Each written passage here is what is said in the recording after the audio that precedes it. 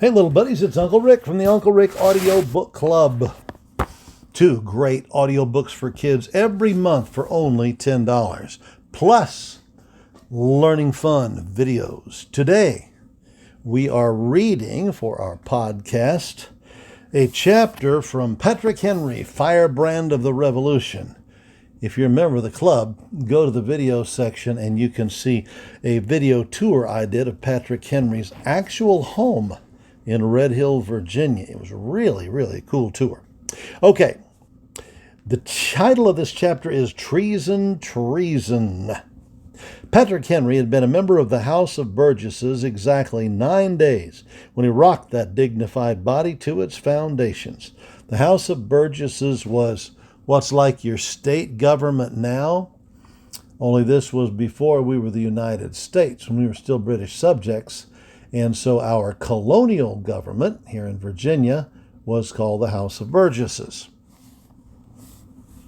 It happened on Wednesday, May 29th, 1765, his 29th birthday.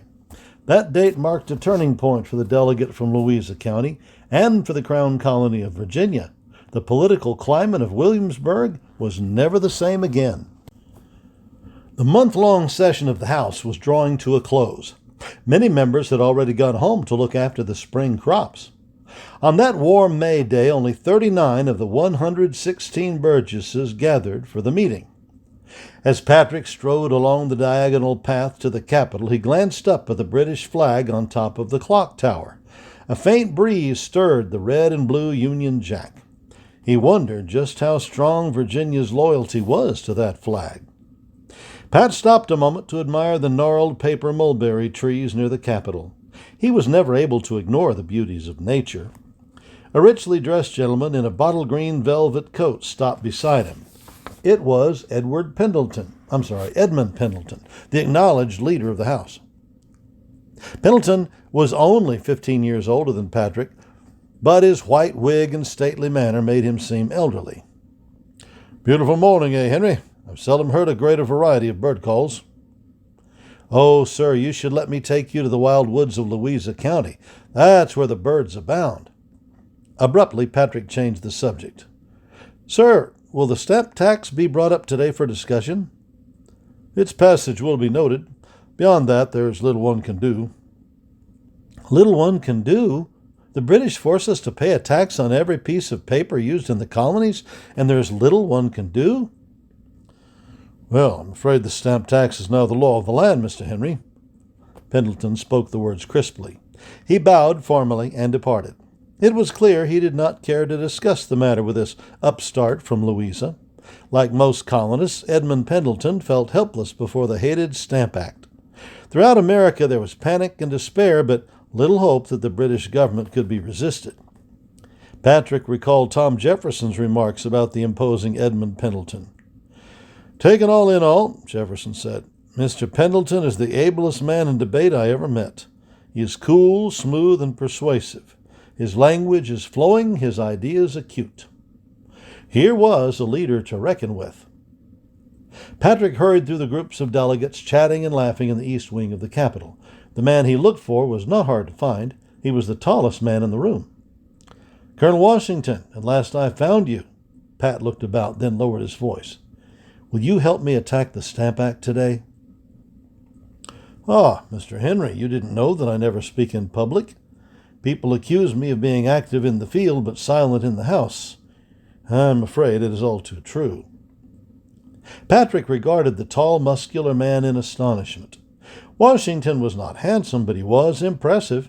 His large nose, high cheekbones, and alert blue-gray eyes gave him the look of an eagle. Colonel Washington, the hero who had been cited in this very capital for his brave and steady behavior in the French and Indian War, was timid about making a speech. Incredible. "Some people," Washington continued, "say there is nothing wrong with the Stamp Act. They argue that the tax money will be spent to defend and protect the colonies. Even James Otis and Benjamin Franklin do not object to it." "They will," said Henry, narrowing his blue eyes. "But if they don't, I am neither Otis nor Franklin.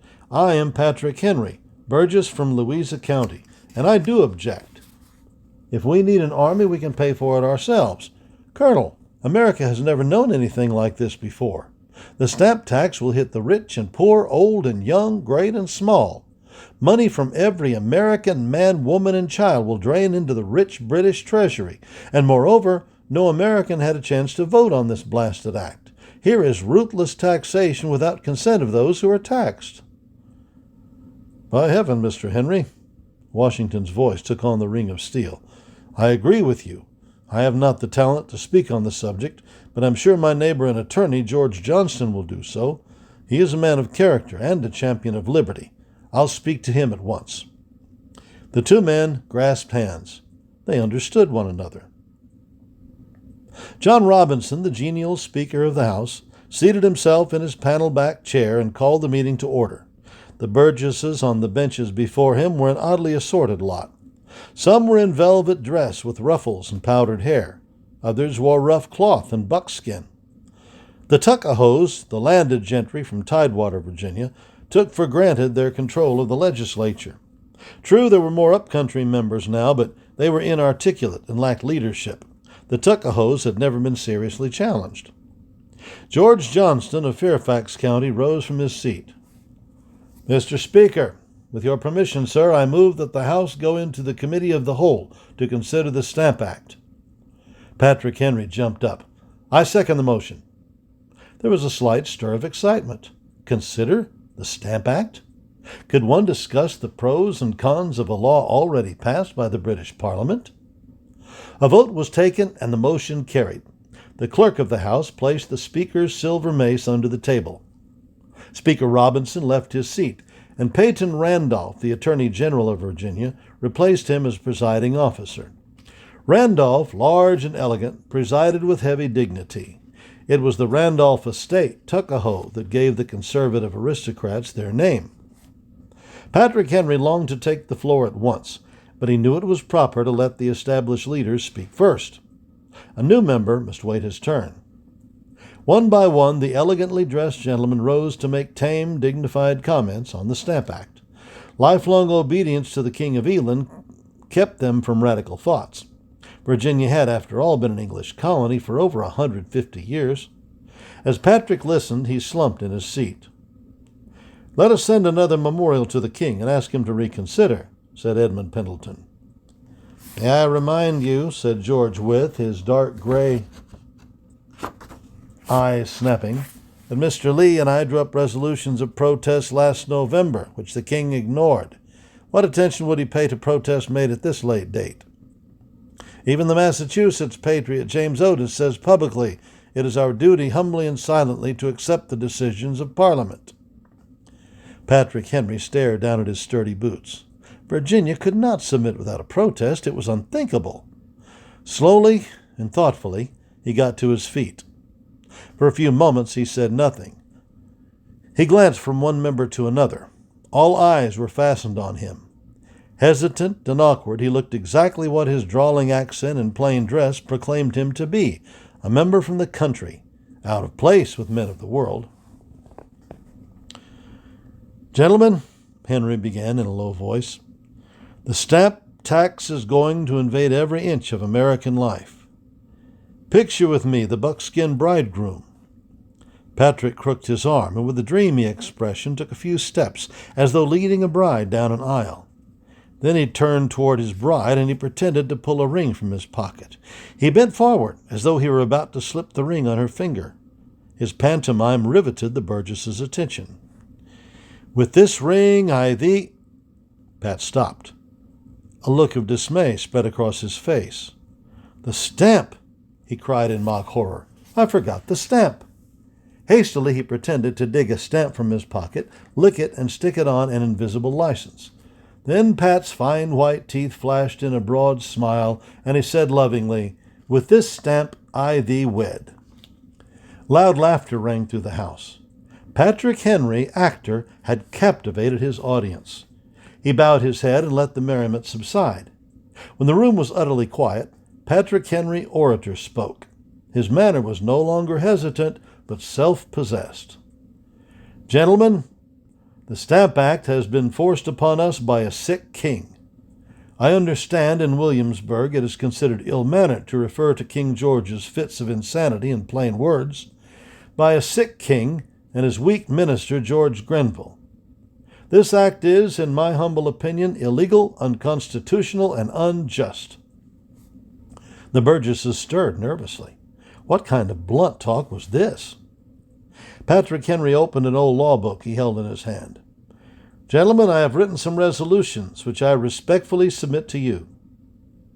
With a mounting sense of drama, he read aloud the sentences he had jotted on the flyleaf of his book. Not a sound broke the increasing tension in the room. Patrick had composed 7 resolutions. They were simple, clear, and defiant. 1. Resolved, that the first settlers in this county brought with them all privileges enjoyed by the people of Great Britain. 2. Resolved, that these privileges have been confirmed by 2 royal charters. 3. Resolved, that self-taxation is the cornerstone of British freedom. 4. Resolved, that Virginia's right to self-government and self-taxation has been constantly recognized by the kings and the people of Great Britain. 5. Resolved, that the Virginia Assembly has the sole right and power to lay taxes on this colony. 6. Resolved, that Virginians are not bound to obey any law other than those passed by their own assembly. 7. Resolved, that any person who speaks to the contrary shall be considered an enemy of the colony. Patrick Henry snapped his law book shut. He glared around him defiantly and sat down. All that he had done was to attempt to take the leadership of the colony on the most momentous question of the day. The stillness that precedes a storm gripped the room. Then a clamor of excitement broke loose. In the words of Thomas Jefferson, who was watching with other students from the doorway, quote, "There followed a most bloody debate," unquote. The proud leaders of the House, John Robinson, Peyton Randolph, Edmund Pendleton, George Wythe, and Richard Bland, rose one by one to denounce Patrick Henry and his incredible resolutions. In red-faced fury, they hurled acid words at him. How dare he place Virginia's lawmaking power above the British Parliament? Their phrases stung. The up-country clown, the talkative young actor from Louisa, our buckskin bumpkin orator. The conservatives delivered their bitter insults with exaggerated politeness. Their threats and abuse angered Patrick. Once again he took the floor. Now he was thoroughly aroused. His head was high, his deep-set eyes blazed, his rich voice sent chills through his listeners. As he spoke, burgesses leaned forward. Their breath came faster, as if they were on a mountain peak. They were listening to one of the world's great orations. "Caesar had his Brutus," Patrick thundered in conclusion. "Charles I his Cromwell, and George III—" "Treason!" shouted Speaker Robinson. "Treason! Treason!" yelled the followers of the king, jumping to their feet. Henry paused dramatically. For a moment the burgesses seemed frozen in place. Then, with great presence of mind, Patrick Henry finished the sentence and baffled his accusers. Stressing each word, he said slowly, "And George III may profit by their example. If this be treason, make the most of it." Tom Jefferson almost cheered aloud. "It was a splendid display," he wrote later. "Patrick Henry's talents are such as I have never heard from any other man. He spoke as Homer wrote, with torrents of eloquence." The time had come to vote on Henry's radical resolutions. It was clear the delegates from the western part of the colony would follow Henry against the eastern aristocrats. The high-blooded colts, as Patrick and his followers were called, met the old field nags, the cool conservatives, head-on. The count was taken. Patrick Henry won his resolutions by 1 vote. Pat looked toward Tom Jefferson in the doorway and saw a broad smile of congratulation spread across his face. Peyton Randolph rose and strode angrily out of the room, muttering between clenched teeth, "By heaven, I would have given 500 guineas for a single vote." The others who had voted against Henry stalked out indignantly. Richard Henry Lee, George Johnston, and the rest of the high-blooded colts gathered around Patrick to congratulate him. The hubbub subsided when the dignified figure of Colonel Washington approached. Washington, broad-shouldered, neat-waisted, and straight as an Indian, walked toward Patrick. He held out his hand and said in a voice everyone in the room could hear, "Mr. Henry, today you have put Virginia first in the colonies." And there you have it for today, little buddies, a great chapter from a great book. And with that, I must sign off. Look forward to reading to you again very soon. In the meantime, remember, put God first in your life. Be a patriotic American and honor thy father and thy mother. Parents, if your kids enjoyed their visit with Uncle Rick, know that they will love the Uncle Rick Audiobook Club. The Uncle Rick Audiobook Club allows access to dozens more stories, both from history and the Bible, to help your kids learn about godly character. Here's what one parent had to say about the book club. "My children love the stories. They make history so interesting. My son says it is because of the details that most textbooks don't include. Uncle Rick is easy to listen to. We love his accents and explanations." Thank you so much for that testimony. If you'd like to learn more about the Uncle Rick Book Club, please join us over at UncleRickAudios.com. That is UncleRickAudios.com. See you there.